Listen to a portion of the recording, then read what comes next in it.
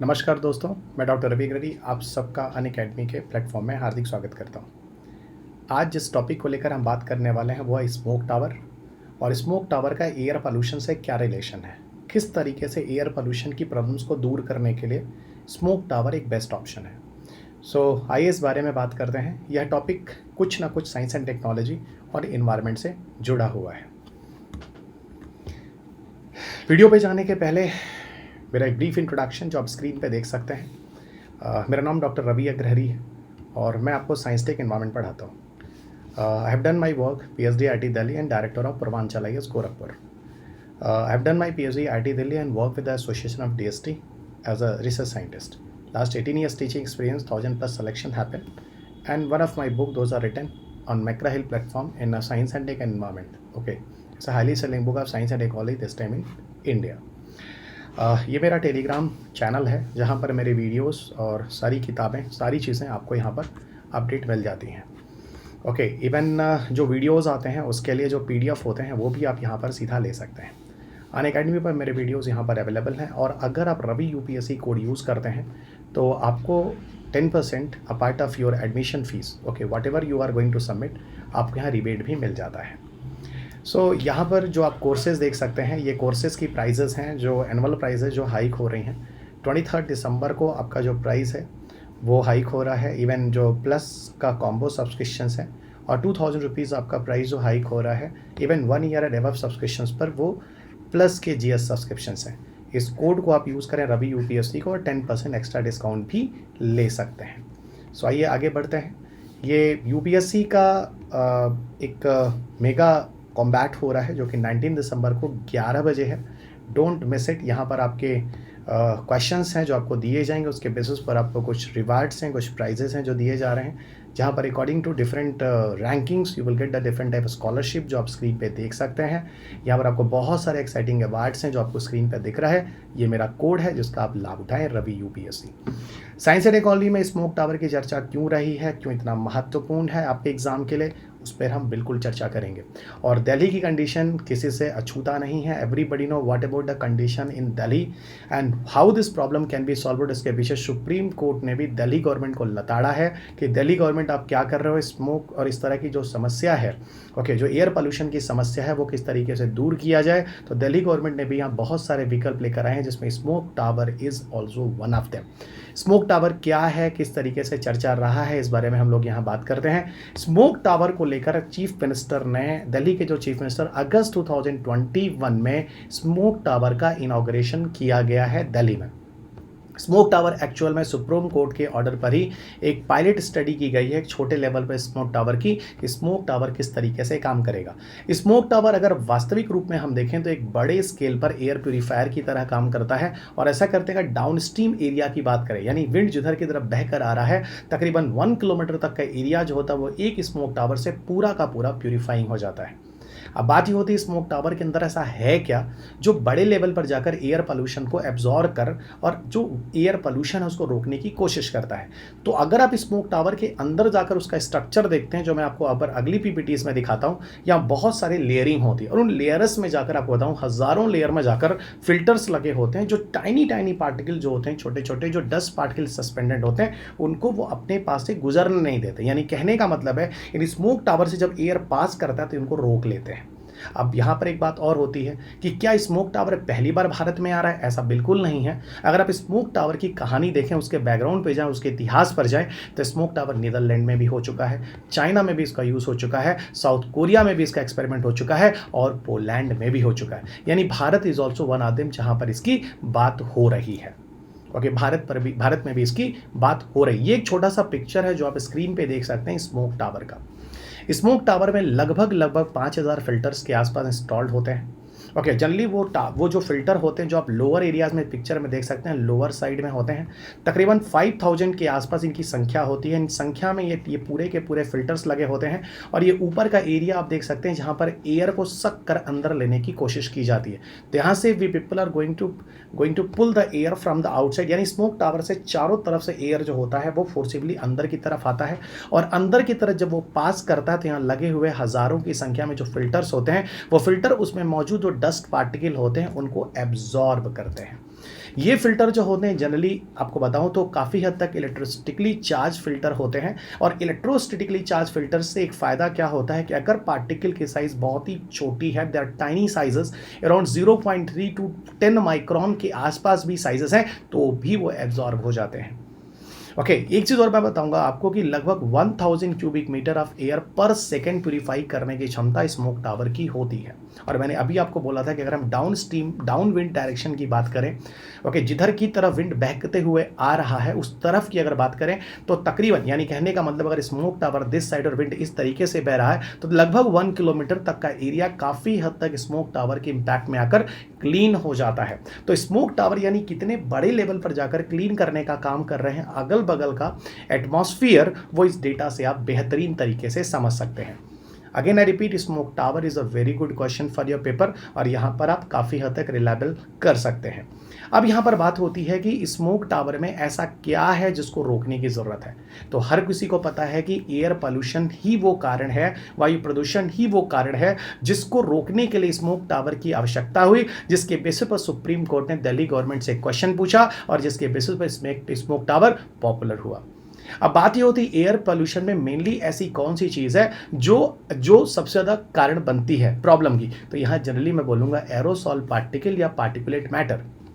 अब यहाँ पे मैं बोलूँ एरोसॉल पार्टिकल क्या होता है तो थोड़ा समझने का प्रयास कीजिए दोस्त। एरोसॉल का मतलब होता है एयर में जो सॉलिड पार्टिकल सस्पेंड करता है, यानी वो सॉलिड पार्टिकल जो हल्के साइज का होता है और हवा में सस्पेंड करता है यानी फ्लोट करता है, अवेलेबल होता है, उसी को हम पार्टिकुलेट मैटर या एरोसॉल पार्टिकल भी कहते हैं। तो एरोसॉल का क्या अभिप्राय हुआ? एरोसॉल का अभिप्राय हुआ एयर में सस्पेंडेड पार्टिकल जो सॉलिड पार्टिकल होते हैं, काफ़ी टाइनी साइजेस के होते हैं and they float into the air. अब बात होती है जो एरोसॉल पार्टिकल होते हैं वो किस नेचर के हो सकते हैं। तो एरोसॉल पार्टिकल में बी ऑफ सॉलिड और लिक्विड नेचर के पार्टिकल दोनों तरह के हो सकते हैं जो एयर में सस्पेंड करते हैं। अब बात ही होती है एरोसॉल को हम मेज़र कैसे करते हैं। तो कुछ पैरामीटर्स हैं जो एरोसॉल को मेज़र करने के लिए यूज़ किए जाते हैं, जो आप स्क्रीन पर दे सकते हैं। एरोसॉल ऑप्टिकल डेप्थ, तो एरोसॉल ऑप्टिकल डेप्थ वो पैरामीटर है जिससे हम एरोसॉल पार्टिकल को हवा में मेज़र करने की कोशिश करते हैं। अब अगर पूछूं ये एरोसॉल को आप किस यूनिट में मेज़र करते हैं, किस इकाई में मेज़र करते हैं, ओके, जैसे मास को आप किलोग्राम में मेज़र करते हैं, डिस्टेंस को आप मीटर में मेज़र करते हैं, उसी तरह अगर मैं पूछूं कि एयर पॉल्यूशन में जो एरोसॉल ऑप्टिकल डेप्थ होता है, जो एरोसॉल को मेजर करने के लिए यूज किया जाता है, उसकी यूनिट क्या होती है? तो पर क्यूबिक मीटर में कुल कितने माइक्रोग्राम एरोसॉल पार्टिकल हैं, इसी बेसिस पर एरोसॉल ऑप्टिकल डेप्थ को मेजर किया जाता है। तो ये सारे के सारे टेक्निकल वर्ड्स जो हैं बहुत ही बेसिक तरीके से मैं समझाने की कोशिश कर रहा हूं and I don't think so anybody should have a problem in this understanding. और आगे बढ़ते हैं। अब देखो, हम लोग अभी एरोसॉल पार्टिकल्स की बात कर रहे थे, हवा में जो सस्पेंडेड पार्टिकल्स है उनके बारे में बात कर रहे थे। अगर हम पार्टिकल मैटर के बारे में जाएं और डिटेल में उसे जानने की कोशिश करें, अगेन आई रिपीट, अगर हम पार्टिकुलेट मैटर की तरफ जाएं और उन्हें डिटेल में जानने की कोशिश करें, तो एक बात मैं आप सबको बताऊंगा, अगर आपके कमरे में एनायंस हैं, अगर आपके कमरे में एनायंस हैं, निगेटिव चार्जेस हैं, तो वो ज़्यादा खतरनाक होते हैं। ओके, और आपको बताऊं ये एनाइंस वगैरह जनरली जब घरों में बहुत ज़्यादा धुआं होता है, बहुत ज़्यादा मैसिव, तो वहाँ पर एनाइंस निकलते हैं। ठीक है, फिलहाल यहाँ पर अभी मैं एनाइंस की बात नहीं कर रहा हूँ, मैं आपको एयर प्यूरीफायर का वीडियो कभी बनाऊंगा, उस पर बात करूँगा। अभी मैं आपको सिर्फ स्मोक टावर को लेकर बात कर रहा हूँ। स्मोक टावर जनरली जो होता है, असल में बताऊँ ये क्या करता है, इन्हीं पार्टिकुलेट मैटर को एब्जॉर्ब करने की कोशिश करता है। मैंने आपको खुद ही बता दिया कि 0.3 माइक्रॉन से लेकर 10 माइक्रॉन तक की साइज़ के जो सस्पेंडेड पार्टिकुलेट होते हैं, हवा में सस्पेंड करने वाले एरोसॉल पार्टिकल हैं, उनको एब्जॉर्ब करने की क्षमता रखते हैं। और क्यों ना हो दोस्त, मल्टीपल लेयर में करीबन 5000, तो मैंने आपको नंबर दिया है, इतने फिल्टर होंगे तो कितने भी बड़े साइज का पार्टिकल क्यों ना हो, वो चोक्ड होकर रुक ही जाएगा। अब बात यह होती है कि जो पार्टिकुलेट मैटर्स हैं उनके क्या क्या डायमीटर होते हैं। देखिए, जनरली जब आप कहीं भी एयर पोल्यूशन मेजर करते हैं तो कुछ पार्टिकुलेट मैटर की साइजेस डिटरमाइन होती हैं। जैसे PM 2.5 के बारे में बात होती है, PM 10 के बारे में बात होती है। तो ये PM 10 और PM 2.5 क्या है, इस पर हम लोग चर्चा का विषय ये बनता है, इस पर थोड़ी सी बात करते हैं। देखिए, ऐसा होता है कि जो पार्टिकुलेट मैटर डिपेंड करते हैं वो किस पर डिपेंड करते हैं, ये उसके व्यास पर डिपेंड करते हैं। व्यास पर, जिसे आप डायमीटर कहते हैं। डायमीटर अगर 10 माइक्रोमीटर से अधिक है तो आपको मैं बताऊं कि ये साइज़ ऑफ पार्टिकल जो है वो सबसे बड़े हैं। अगर 10 माइक्रोमीटर से बड़ा है तो उसकी साइज़ जो है वो काफ़ी बड़े हैं, और आपको बताऊं ये इतने बड़े होते हैं कि इनका इनका जो प्रेजेंस होता है हवा में काफ़ी समय के लिए नहीं होता, तो 1 से 2 दिन के अंदर ऐसा देखा गया है कि वो ज़मीन पर जाकर नीचे बैठ जाते हैं। लेकिन वहीं पर ऐसे पार्टिकुलेट मैटर जिसकी साइज़ 10 माइक्रोमीटर या उससे कम होती है, ओके, ये थोड़े हल्के होते हैं, जो बड़े वाले से थोड़े हल्के होते हैं, सेकंड लेवल पर होते हैं, और ये काफ़ी देर तक एयर में सस्पेंड करते हैं, काफ़ी देर तक पड़े रहते हैं, और इन्हीं को हम PM10 के नाम से जानते हैं, सस्पेंडेड पार्टिकुलेट मैटर। इन्हीं को हम कहते हैं सस्पेंडेड पार्टिकुलेट मैटर। लेकिन ये इतने बड़े होते हैं कि जनरली सांस के रास्ते हमारी बॉडी में ज़्यादातर नहीं आते हैं, तो ये सस्पेंड करते हैं। पर जो पार्टिकुलेट मैटर आपको मैं लिटरली बता रहा हूँ, मेरे एक्सप्रेशन से देखिए, वो पार्टिकुलेट मैटर जो इससे भी छोटे होते हैं, लगभग 2.5 माइक्रोमीटर या उससे भी कम अगर होते हैं, मतलब मैक्सिमम साइज 2.5 होती है, वो दोस्त और भी ज़्यादा खतरनाक होते हैं। वो इतने हल्के होते हैं कि वो सांस के रास्ते, यानी through your nose, through your inspiration, जब आप हवा को अंदर लेते हैं सांस लेते समय, तो वो नाक के रास्ते हमारे लंग्स के एल्वलाई में चले जाते हैं। इसलिए हम उनको रेस्पिरेबल सस्पेंडेड पार्टिकुलेट मैटर कहते हैं। Through respiration they are entering inside your body, और यही 2.5 है इस साइजेस के बेसिस पर। और जब भी एयर पोल्यूशन की बात होती है तो इन PM10 और PM2.5 को रेस्ट्रिक्ट करने की बात होती है, क्योंकि ये ज़्यादा खतरनाक है। ओके, अब अगर हम बात करें एयर पॉल्यूटेंट्स कुल कितने तरह के हैं, जनरली अगर हम बात करें सामान्य तरीके से, तो एयर पॉल्यूटेंट्स कितनी तरह के हैं, तो एयर पॉल्यूटेंट आपको जनरली बताऊं तो 2 तरह के होते हैं। पहला जिसको हम कहते हैं प्राइमरी पॉल्यूटेंट, एयर पॉल्यूटेंट है। दूसरा जिसे हम कहते हैं सेकेंडरी पॉल्यूटेंट। प्राइमरी पॉल्यूटेंट क्या होता है? डायरेक्ट मान लीजिए किसी इंडस्ट्री से, किसी गाड़ी से, या कहीं आप ठंडी का टाइम है, आप किसी जगह पर आप आग तापते हैं, या कहीं पर fire burning, you people are doing it, तो वहां से जो एमिशन सीधा हवा में आता है वो प्राइमरी एयर पॉल्यूटेंट कहलाता है। अब सेकेंडरी एयर पॉल्यूटेंट क्या होता है? जो प्राइमरी एयर पॉल्यूटेंट से पॉल्यूशन आ गया है, जब वो किसी एटमॉस्फेरिक कंडीशन के साथ जाकर फ्यूज कर जाता है, तो वो जाकर जब एटमॉस्फेरिक कंडीशन के साथ फ्यूज कर जाता है, तो वो एक सेकेंडरी एयर पॉल्यूटेंट कहलाता है। जैसे मैं आपको बताऊं, फोटोकेमिकल स्मॉग। जैसे मान लीजिए आपने प्राइमरी एयर पॉल्यूटेंट्स में कहीं पर इंडस्ट्रीज से कुछ पॉल्यूशन हुआ है, या किसी व्हीकल से, किसी गाड़ी के पेट्रोल डीजल से जलने से कुछ निकला है, तो मान लीजिए वहां पर जो भी निकला है वो स्मोक है। या आपने ठंडी में कहीं लकड़ियां तापी हैं, है ना, लकड़ियां तापी हैं, लकड़ियों को जलाया है, तो वहां से स्मोक निकला। जैसे ही विंटर का कंडीशन हुआ, विंटर में वहां पर मिल जाता है फॉग, और ये स्मोक और फॉग मिलकर बन जाता है स्मॉग। तो ये बताओ दोस्त, ये जो फॉग है वो क्या है? फॉग जो है वहां का एटमॉस्फेरिक कंडीशन है, जो ठंडी के समय में धूम्र जो आ जाता है, इकट्ठा हो जाता है, वही फॉग जब स्मोक धूम्र के साथ जब संयोग करता है तो वही स्मोक बनाता है, और ये smoke is the secondary air pollutant. और फिर मैं कह रहा हूं, smoke is very very dangerous for everyone. तो अब कैसे डेंजरस होता है इस बारे में हम लोग थोड़ी और चर्चा करते हैं, आगे बढ़ते हैं स्मोक के बारे में। यहां पर आपको देखो कुछ एग्जांपल्स देने की कोशिश की गई है।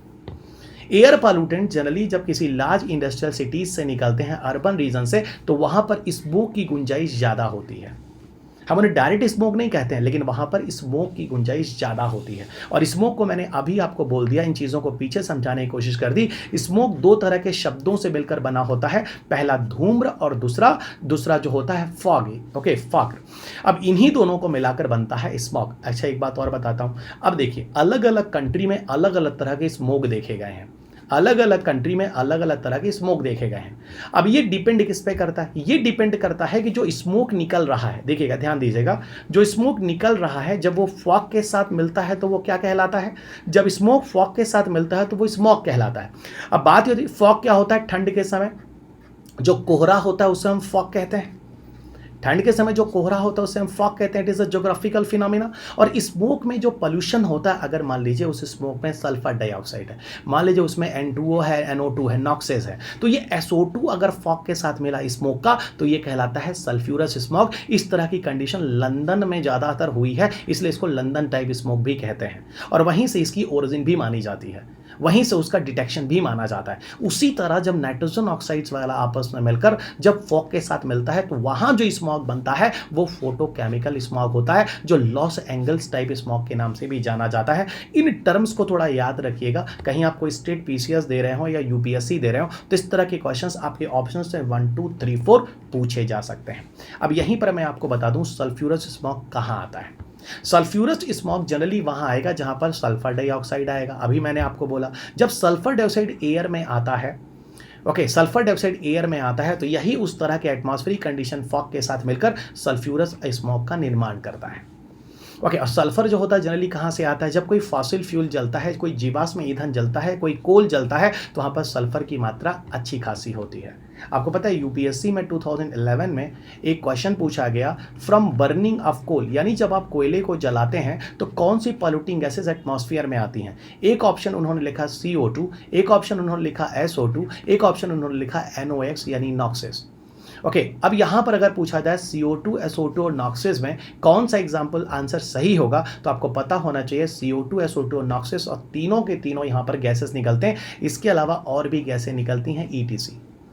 इसके अलावा और भी गैसें निकलती हैं ETC। अगर मैं पूछूं CO2, SO2 और नॉक्सेस में ग्लोबल वार्मिंग गैस कौन है, तो CO2 और नॉक्स ऐसी गैस है जो कि ग्लोबल वार्मिंग है, ध्यान रखिएगा। जबकि SO2 को कभी ग्लोबल वार्मिंग मत बोल दीजिएगा, कुछ किताबों में SO2 को ग्लोबल वार्मिंग गैस लिखा गया है जो पूरी तरह से गलत है। इवन SO2 ठीक ग्लोबल वार्मिंग का उल्टा काम करता है। इसीलिए SO2 और कुछ एरोसॉल पार्टिकल को आप इन्वायरमेंट की बुक पढ़िएगा, मैंने जो लिखी हुई है मैग्रेल में पब्लिश होती है, इनको जनरली ग्लोबल कूलिंग गैस के नाम से भी जानते हैं, जो एटमॉस्फेयर का टेम्परेचर गिराने का काम भी करते हैं। ठीक है, इस पर कभी किसी और वीडियोस में चर्चा होगी, फिर मैं आपको समझाऊंगा ग्लोबल कूलिंग का कॉन्सेप्ट एक्चुअल में क्या है। और एक और कॉन्सेप्ट होता है जिसे कहते हैं वैश्विक मंदकता, जिसे ग्लोबल डिमिंग के बारे में कहते हैं। अब यहां पर देखिए, छोटा सा डिस्कशन में आप सबको फोटोकेमिकल स्मॉग पे बोलना चाहूंगा। फोटोकेमिकल स्मॉग में यूपीएससी में प्रीलिम्स में भी क्वेश्चन रहा है। अगर आप 2016-17 का क्वेश्चन देखिए, आपके पेपर में फोटोकेमिकल स्मॉग में इन्वायरमेंट पर प्रीलिम्स में क्वेश्चन पूछा गया है। देखिए, मेरी आदत है जब भी कोई क्वेश्चन किसी टॉपिक को डिस्कशन करता हूं, उसके लेफ्ट एंड राइट अगर कोई भी क्वेश्चन यूपीएससी में पूछा गया है तो I like to introduce at the same place, जिससे आपको ये पता चल जाए कि जो टॉपिक्स मैं आपको पढ़ा रहा हूँ, या तो यहाँ पर आप मुझे सुन रहे हैं यूट्यूब प्लेटफॉर्म पर, और या तो आप मुझे फेस टू फेस में सुन रहे हैं। फेस टू फेस का मतलब लाइव क्लासेस में जो मैं आपको ले रहा हूँ क्लासेस, इसमें सारी चीज़ों को ज़्यादा विस्तृत तरीके से समझाने की कोशिश करता हूँ। फोटोकेमिकल स्मॉग होता क्या है, अब यहाँ पर देखिए और भी अच्छे तरीके से। यहाँ आप कुछ शिप देख सकते हैं, गाड़ियाँ देख सकते हैं, इंडस्ट्रीज देख सकते हैं। इन सबसे डिफरेंट तरह के पॉल्यूटिंग गैसेज जो हैं वो एटमॉस्फेयर में आते हैं, जो कि डायरेक्ट पॉल्यूटेंट निकलते हैं इन चीज़ों के फ्यूल सोर्सेज या इन लकड़ियों के जलने से। इनमें नाइट्रोजन मोनोऑक्साइड हो सकता है, नाइट्रोजन डाइऑक्साइड हो सकता है, वोलेटाइल ऑर्गेनिक कंपाउंड हो सकता है। वोलेटाइल ऑर्गेनिक कंपाउंड ऐसे होते हैं जो जैसे ही ऑर्गेनिक कंपाउंड हवा में आते हैं, तेजी से वोलेटाइल होकर हवा में घुल जाते हैं। और यही जब होते हैं, देखिए, जब सनलाइट के प्रेजेंस में जब ये रिएक्शन होता है प्राइमरी पॉल्यूटेंट के साथ, तो ये चलकर सेकेंडरी पॉल्यूटेंट बनाते हैं। उन्हीं सेकेंडरी पॉल्यूटेंट में ओजोन हो सकता है, उन्हीं में पर एसिटिल नाइट्राइट हो सकता है, जो आप इस स्क्रीन पे देख सकते हैं, पर ऑक्सी एसिटिल नाइट्राइट हो सकता है। तो ये ओजोन और पर ऑक्सी नाइट्राइट, ये दो एग्जाम्पल्स हैं जो आप स्क्रीन में देख सकते हैं, दोनों के दोनों सेकेंडरी पॉल्यूटेंट के एग्जाम्पल्स हैं। ओके, अब मैं आपको एक चीज़ और बताता हूं। देखिए, जो ओजोन होता है ना, सुनिए, ओजोन दो जगह बनता है, एक ट्रोपोस्फियर में बनता है, एक ट्रोपोस्फियर में बनता है। ठीक है, ट्रोपोस्फियर में बनता है। ट्रोपोस्फियर वही जिसे आप क्षोभ मंडल कहते हैं, और दूसरा जो स्ट्रेटोस्फियर में बनता है जिसे आप समताप मंडल कहते हैं। ट्रोपोस्फियर जो होता है वो नीचे का एरिया होता है। जब आप एटमॉस्फेयर के ऊपर चलते हैं तो सबसे नीचे ट्रोपोस्फियर आता है। यहाँ पर जो मैं ओजोन के बारे में बात बता रहा हूँ, ये ओजोन एक्चुअल में दोस्त ट्रोपोस्फेरिक वाला है। स्ट्रेटोस्फियर में भी ओजोन होता है, ये तो बहुत अच्छा ओजोन है जो हार्मफुल अल्ट्रावायलेट रेडिएशन से उनको रोकने की कोशिश करता है और नीचे जो जनजीवन उसको बचाने की कोशिश करता है। लेकिन वहीं जो ट्रोपोस्फियर वाला ओजोन है वो बहुत ही ज़्यादा खतरनाक है, दम घोटू तक बोल सकते हैं, अस्थमा बोल सकते हैं, और काफ़ी हद तक ये लंग्स और ह्यूमन की लाइफ को इफेक्ट भी करता है। तो ट्रोपोस्फेरिक ओजोन एक तरह का पॉल्यूटेंट हो गया, एक तरह का प्रदूषक हो गया, जो कि लाइफ के लिए बहुत खतरनाक है। वहीं स्ट्रेटोस्फेरिक जो ओजोन होता है वो उतना ही महत्वपूर्ण हो गया। वो क्या करता है, जो हार्मफुल अल्ट्रावायलेट रेडिएशंस होते हैं, ये किसी दिन मैं आपको किसी वीडियो में पढ़ाऊंगा। अल्ट्रावायलेट रेडिएशन में भी जो ए, बी और सी होता है, वो तीनों अलग अलग तरह का इफेक्ट डालते हैं। ठीक है, तो यहां पर ओजोन और पैन याद रखिएगा, इट्स वेरी वेरी इंपॉर्टेंट। ठीक है, एक चीज और थोड़ा सा मैं आपको बता दूं कि कुछ टर्म्स हैं जो एयर के लिए दिए जाते हैं और वो सोलर रेडिएशन पे बेस होता है। जैसे एक टर्म आता है ब्राउन एयर क्या होता है और ग्रे एयर क्या होता है।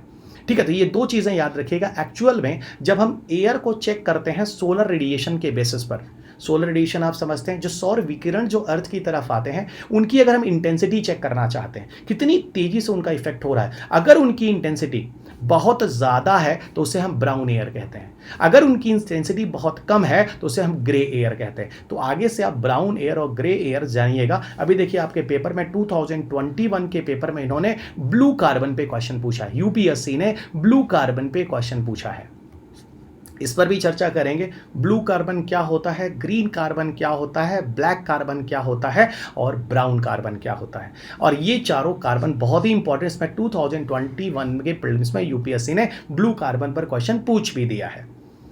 ओके, अब देखिए जनरली जब हम एयर पोल्यूशन को चेक करते हैं, देखिए ये क्वेश्चन भी ध्यान रखिएगा। ओके, जनरली जब हम एयर पोल्यूशन को चेक करते हैं तो कुछ इंडिकेटर्स होते हैं, इन्हीं पोल्यूटेंट्स को चेक किया जाता है और इन्हीं के बेसिस पर उस एरिया में एयर पोल्यूशन के बारे में बताया जाता है कि उस जगह पर कितनी टॉक्सिसिटी है, कितना ज़्यादा खतरनाक है। और इन गैसेस के नाम आपको याद रखने पड़ेंगे।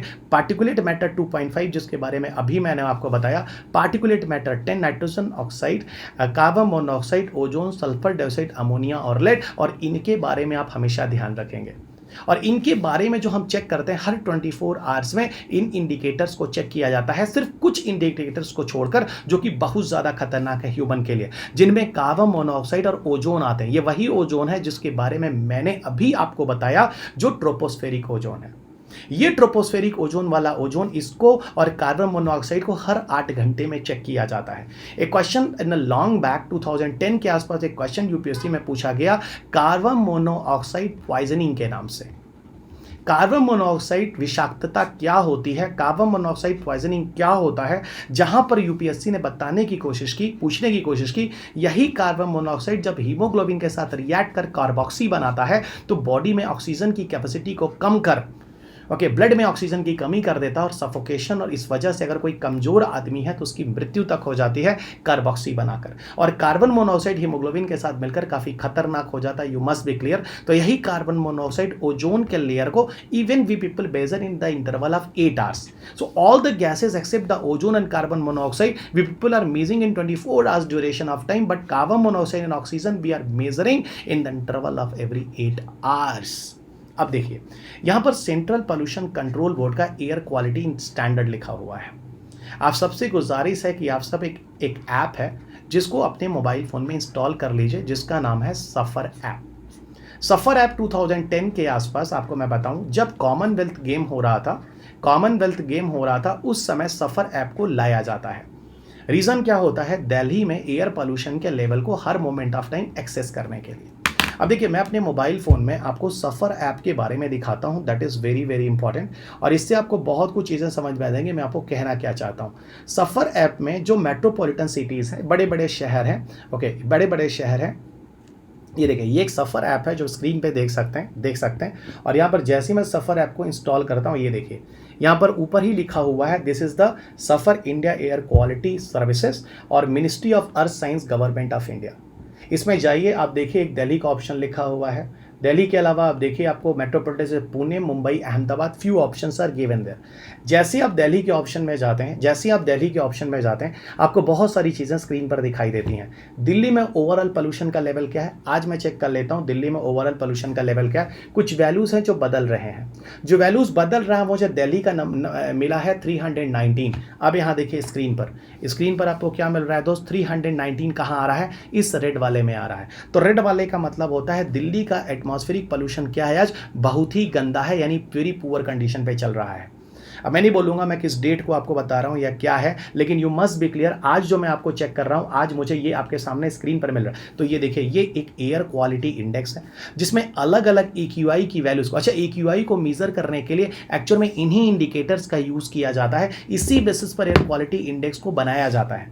2013-14 में यूपीएससी ने क्वेश्चन आपके प्रीलिम्स में पूछा था, national ambient air quality index. ध्यान रखिएगा मेरे साथ, अगर आप मुझे सुन रहे हैं तो क्वेश्चन पेपर जरूर पढ़ते रहिएगा, ताकि इससे आपको पता चलता है कि ईच एंड एवरी टॉपिक दोस्त आई एम फोकसिंग हियर, इस पे 3-4 क्वेश्चंस और रिलेटेड क्वेश्चन जो यूपीएससी ने बना लिया है। ठीक है, तो with year I am using the term. 2012-13 के आसपास नेशनल एम्बिएंट क्वालिटी इंडेक्स पर भी क्वेश्चन पूछा गया है कि कौन कौन सी गैस हम मेजर नहीं करते हैं, in that it was the question. तो ये आपको लेवल दिख रहा है AQI के लेवल पर, और अभी जो मैंने आज चेक किया आपको दिखा दिया कि दिल्ली का स्तर क्या, it is very very poor this time. और आगे बढ़ते हैं, ये एक एयर पोल्यूशन का एक ग्लोबल ओके, एक ग्लोबल रिपोर्ट आया है and this is the last global report. आप पूछ सकते हैं कि सर आप आज पढ़ा रहे हैं और डेटा जो है वो 2017 का है। फिलहाल हमें डेटा पे नहीं जाना, हमें सिर्फ ये समझने की कोशिश करनी है कि क्या ग्लोबल रिपोर्ट यहाँ पर कहने की कोशिश कर रहा है। तकरीबन 1.2 million Indian people they died prematurely due to the exposure of unsafe air in 2017, यानी समय से पहले उनकी डेथ हो जा रही है, प्री मैच्योर है ना, Indians died. So that is a one data जो कितना ही डरावना है। ओके, दूसरा डेटा एक आता है 6,73,100 people deaths due to exposure of outdoor PM 2.5 जो 2017 में देखा गया, और 4,81,700 लोग 4,81,700 peoples die due to exposure of household air pollution, घर के अंदर के पोल्यूशन के बेसिस पर, जो 2017 का डेटा है। तो आप खुद देखिए air pollution as a public health emergency क्यों ना हो, जहां पर लाखों की संख्या में आपकी डेथ होती है। ओके, अब बात ये होती है जनरली दिल्ली में जो विंटर्स में जो प्रॉब्लम हो रही है, अभी काफ़ी हद तक यहाँ दिल्ली में ट्यूशन्स वगैरह भी क्लोज कर दिए गए हैं, वहाँ पर पोल्यूशन का क्या रीज़न माना जाता है। ठीक है, तो यहाँ पर एक रीज़न तो कहते हैं लोग stubble burning is the reason, जो कि पंजाब, राजस्थान और हरियाणा, अगल बगल, even western UP is also the part of them. होता क्या है, वहाँ पर जो पुआल होते हैं, गांव में हम लोग पुआल बोलते हैं, अगर आप थोड़ा मेरी तरह के हैं, गांव वाली भाषा भी जानते हैं तो पुआल वगैरह भी कहते हैं। या यहाँ पर जो स्टॉक्स वगैरह जो स्टबल बर्निंग होती है, वहाँ पे असल में होता क्या, मैं आपको बताऊँ, एक क्रॉप आपने लगा दिया, अब अगला सीजन आ चुका है, दूसरे क्रॉप को लगाना है। देखिएगा, अब इस क्रॉप को लगाने के बीच में ड्यूरेशन जो होता है बहुत कम होता है।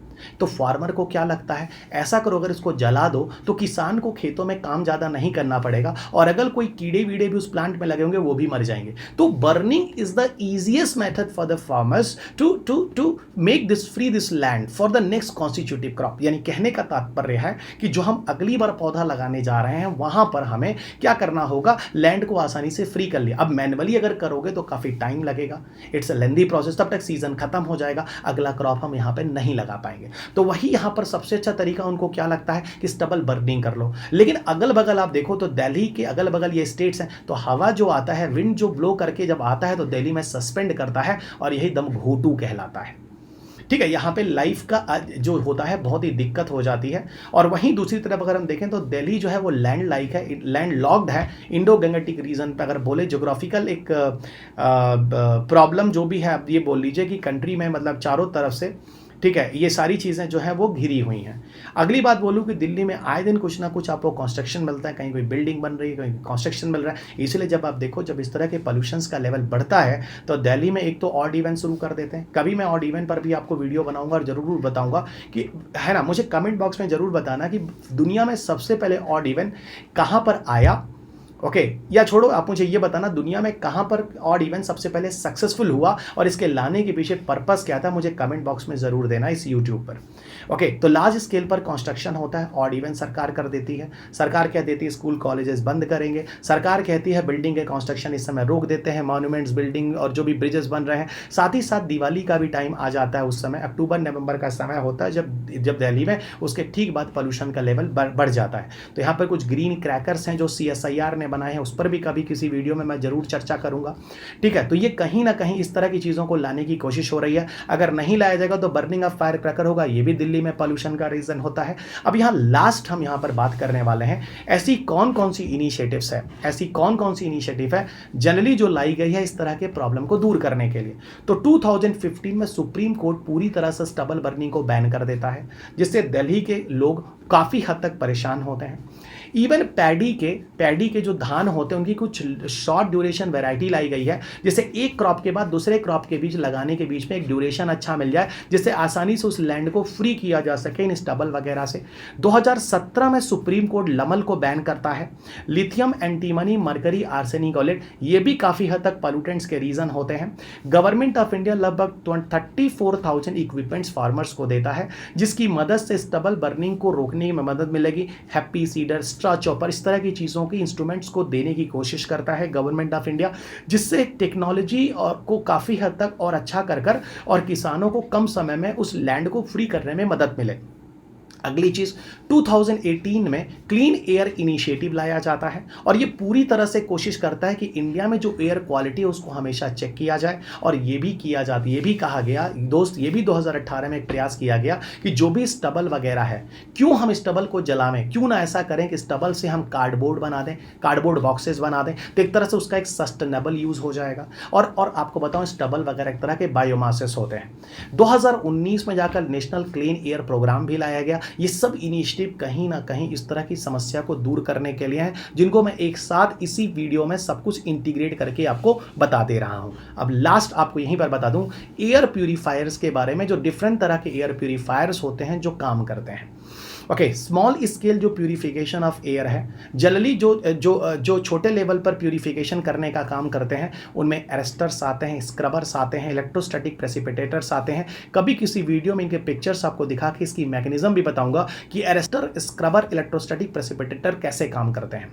घर के अंदर अगर आप इंडोर एयर पोल्यूशन को दूर करना चाहते हैं, बहुत सारे ऐसे प्लांट्स हैं, जैसे अरीका पाम है, स्नेक प्लांट है, मनी प्लांट है। मनी प्लांट आप लोग जानते ही होंगे, बहुत ही कॉमन है। इनको लोग घरों के अंदर रखते हैं क्योंकि घर के अंदर के एयर प्यूरिफिकेशन का काम करते हैं। लार्ज स्केल पर अगर हम एयर प्यूरिफिकेशन की बात करें तो सुपर ट्री की बात करते हैं। वायु के बारे में भी किसी दिन बात करेंगे। जब मैं आईटीओ होकर गुजरता हूं दिल्ली में, ओके, आईटीओ से होकर गुजरता हूं तो बहुत सारे वायु जो है एक इंस्ट्रूमेंट वहां पर रखा हुआ है जो एयर पोल्यूशन का काम करता है। इसके पीछे नेरी ने काम किया है। ये क्वेश्चन कभी पूछता है तो ध्यान रखिएगा, नेशनल इन्वायरमेंटल रिसर्च इंस्टीट्यूट, और कुछ दिल्ली वगैरह में सीएसआईआर ने उसकी परमिशन भी दिया, नागपुर। और स्मोक टावर की चर्चा तो हमने इस वीडियो में पूरी अच्छी तरीके से कर ली है। अब यहाँ पर किसी भी तरह का कोई क्वेश्चन होता है, either it is coming in the prelims of mains paper, काफ़ी हद तक एयर प्यूरिफिकेशन में क्या होता है, स्मोक टावर्स क्या होते हैं, इन चीज़ों को मैंने जोड़कर यहाँ समझाने की कोशिश की है। सो यहाँ पर ये वीडियो समाप्त होता है और मैं आपको चलते चलते लास्ट में बता दूं कि हमारा टेस्ट सीरीज़ है जो आपको free of cost test series Unacademy पर उपलब्ध है। यूपीएससी, सीएससी के लिए आप इनमें से जिस भी टेस्ट सीरीज़ के लिए इंटरेस्टेड हैं आप दे सकते हैं। ये सारी टाइमिंग्स हैं। Courses on science and technology के लिए मेरी स्टार्ट हो रही हैं 21 से। तो अब अभी तक आप मुझे फेस टू फेस सुनते आए हैं, अब आप मुझे यहाँ पर लाइव क्लासेस भी सुन सकते हैं। यहाँ पर कंप्रीहेंसिव कोर्स है जो साइंस एंड टेक्नोलॉजी का लॉन्च हो रहा है। इसके बाद मैं आपसे इन्वायरमेंट के लिए भी मिलूंगा लगातार। अब मैं हर महीने ही आपके साथ कोर्सेज यहाँ पर बनाता रहूंगा और आप मेरे साथ लाइव पर जुड़े रहेंगे। वाईटी वीडियोस, यूट्यूब वाले वीडियोस ऐसे ही बनते रहेंगे, अपलोड होते रहेंगे। और प्लस कोर्सेज मेरा स्टार्ट हो रहा है 21 दिसंबर से। So stay tune with me guys, don't miss my classes. पिछले 18 सालों से आपने बहुत अच्छा रिस्पॉन्स दिया मुझे। My books, you made it the highly selling book in India right now, science and technology, environment. और अब मैं यहाँ पर आपसे बात करूंगा कि आप वीडियो कोर्सेज लेते समय रवि यूपीएससी कोड जरूर यूज करें, जहां पर आपको मेरे नाम से अगर कुछ फायदा मिले, बेनिफिट मिले, तो you should take it. And here in the last guys, this is a batches, those are going to start. एक बैच जो है 15 दिसंबर से स्टार्ट हो चुका है और अगला बैच जो है वो 22 दिसंबर से स्टार्ट हो रहा है, जहां पर आप डिफरेंट कोर्सेज देख सकते हैं फॉर योर यूपीएससी एग्जामिनेशंस। ये आपका डिफरेंट मिशंस है, आइकॉन सब्सक्रिप्शंस है। Even I will advise to everyone, iconic subscription आपके लिए बहुत अच्छा ऑप्शन है, जहां पर एक मेंटरशिप आपको मिलती है जो आप एक क्वेश्चन आंसर प्रैक्टिसेस आपकी प्लानिंग में काफी हेल्प करता है। A part of UPSC also provide you loan facilities in the case of any financial crunch. ये प्लस और आइकॉनिक कोर्सेज हैं जिसकी प्राइस आप स्क्रीन पे देख सकते हैं according to your demands. Okay, you use this code and take the benefit of this courses, Ravi UPSC, and this is the everything. And last here I'll tell you about the optional courses. If you want any optional subjects, so you people can go ahead, use this code Ravi UPSC. And this is the Telegram channel where you people connect with me for my all updations on YT videos, YouTube videos, and all the videos, even those I'm coming into the live classes on Unacademy. So it's my Telegram platform, Ravi UPSC _Unacademy. It's Unacademy profile, unacademy.com, Ravi P Agrahari 2010. And this is my code for your benefit. What about the rebate you want it? I think it's enough, guys. Thank you, everyone. Like, share, and subscribe. Thank you, everyone. Have a good day. Bye. So, स्वस्थ रहिए, खुश रहिए और मस्त रहिए. Bye bye.